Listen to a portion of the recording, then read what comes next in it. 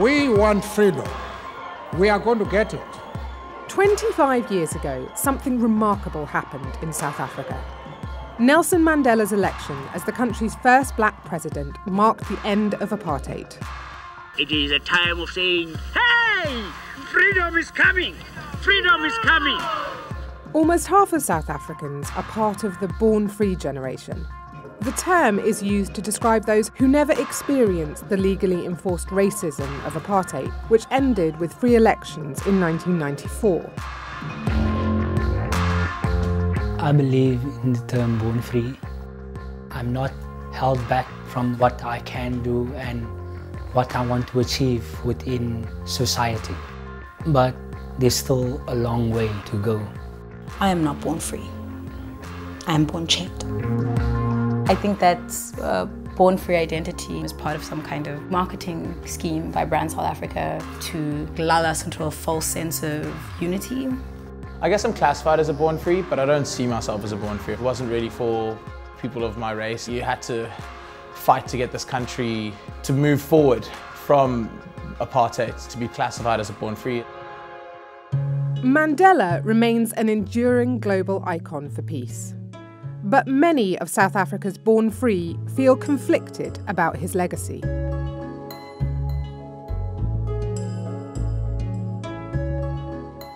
My experiences was very tough growing up. Hout Bay is one of the most segregated places. We have the blacks, the whites and the coloureds. There's a lot of poverty. My father was in prison on Robben Island with Nelson Mandela. When he came to power, Mandela presided over what many called the Rainbow Nation, where all could live in harmony no matter what their race. Nelson Mandela's legacy was all about bringing peace to communities. But the work is not done. It's still in process. And now all we talk about is the legacy of Mandela. We're taught about him as a hero who emerges as the victor, slaying the apartheid giant. But that is not what happened. It's not what happened. He compromised. I'm a theatre maker, an art maker. I am maybe an activist. The nature of the struggle that the older generation, our parents, faced was vastly different to ours. But we are not lucky. We are in pain. If they just listen and they just look, they will realize that very little has changed just because I cannot live with a white person. You know, I don't really think about apartheid too much. I had a very fortunate upbringing. My parents were in a scenario where I could go to one of the best private schools in the country. Post-1994, I think my parents were obviously very hopeful, but there was a fear about how the country was going to go from this point onward.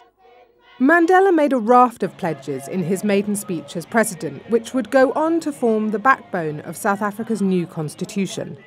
This is one of the most important moments in the life of our country. Our greatest responsibility after the election will be to turn the suffering country into a prosperous, peaceful and democratic society. This means creating jobs, building houses, providing education and bringing peace and security for all. Our country. The promises of 1994 have not been kept. For example, economic justice. It did not happen. It's a lot more difficult to keep a promise to free people economically if you have invested in keeping the economic power in the same place that it was during apartheid, which is with the white business owners, the white landowners. This is part of the agreements that were made. South Africa's levels of inequality are among the highest in the world. The richest 10% own between 90 and 95% of all wealth. A lot has changed since apartheid. There's a lot of stuff in place to improve inequality. The government has lots of policies that favour black people in admission to universities, hiring in the workplace, and even share ownership. It's an incentive for companies to hire black people, coloured people. Some of this falls under the slogan of Black Economic Empowerment, otherwise known as BEE. There is a certain anxiety that a few people have that the BE is just going to disadvantage them because they're not being looked at for certain roles or jobs or positions because of their race. I don't really know how true that is. Whether it's that broad-based black economic empowerment or affirmative action, what it kind of turned out to be is that it only empowered the already existing black elite. An ANC government will guarantee victims of forced removal restitution. This was one of the promises that was made in 1994. The government failed. During apartheid, over 3.5 million black and mixed-race South Africans were forcibly removed from their homes and placed in segregated neighbourhoods in what was one of the largest mass evictions in modern history. My parents and grandparents were evicted from the land and thrown on another site. The government has tried to give some of the land back to the rightful owners. It was never enough. When I was 18 years old, I had the right to apply for a house. I had to go on the waiting list and my number was 573,000. The current waiting list for a state-subsidised home in Cape Town is 60 years. We are fighting for free decolonised education now. Not in our lifetime, but now. Many of the youth is like striking at universities because the education system actually failed to deliver. In South Africa, 80% of children aged 9 to 10 cannot read and understand a simple sentence.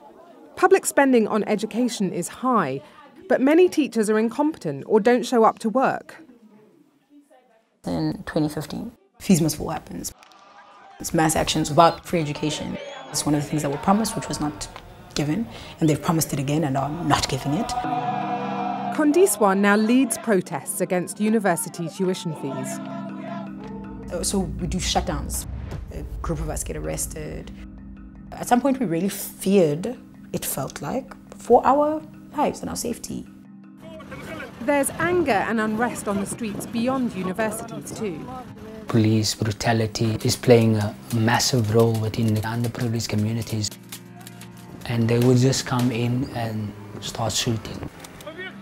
And there was a 14-year-old boy that was shot in the mouth. Is anyone helping this guy? I captured that on camera. Jesus Christ, he needs fucking medical attention. The ANC, the party which Nelson Mandela led to power, has ruled for 25 years. Widespread corruption, especially under former President Jacob Zuma, has stalled economic growth, sent public debt soaring, and increased unemployment. For a lot of people, if I speak honestly, there isn't a massive amount of faith in, the people running the country, the government at this point.